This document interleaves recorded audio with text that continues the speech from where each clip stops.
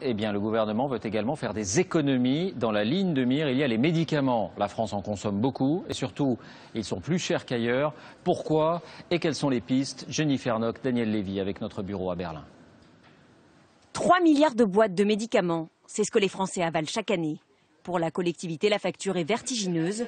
Le gouvernement a donc décidé de faire des économies en 2013. 876 millions d'euros sur les produits de santé, 530 millions d'euros en baissant le prix de certains médicaments.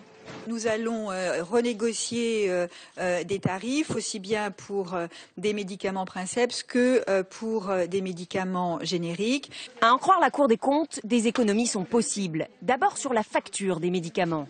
Entre 1991 et 2011, leur prix de vente n'a cessé d'augmenter, plus 125%, bien davantage que l'inflation. Un problème de prix donc, mais aussi de prescription. C'est plutôt un problème de consommation. Et de consommation qu'il faudrait optimiser en prescrivant peut-être un peu moins, en prescrivant peut-être à meilleur escient, en faisant ensemble qu'il y ait ce qu'on appelle le bon usage. En clair, les médecins prescrivent souvent les médicaments dernier cri, ceux qui coûtent le plus cher mais qui ne sont pas forcément plus efficaces. Exemple avec ces traitements pour combattre le diabète.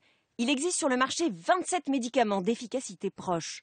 Mais entre les plus anciens et les plus récents, le prix peut varier de 437%.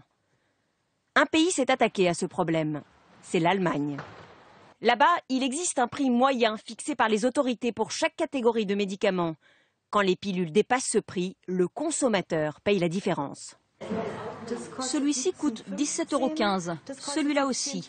Tous les deux sont pris en charge par les caisses de maladie. Les caisses de maladie ont baissé le prix de remboursement des molécules. Cela a eu pour conséquence d'obliger les fabricants de médicaments, surtout les génériques, à baisser leur prix. Une piste de recherche donc. Mais en France, les industriels sont divisés. Car ils craignent que la baisse du médicament menace toute l'innovation pharmaceutique française.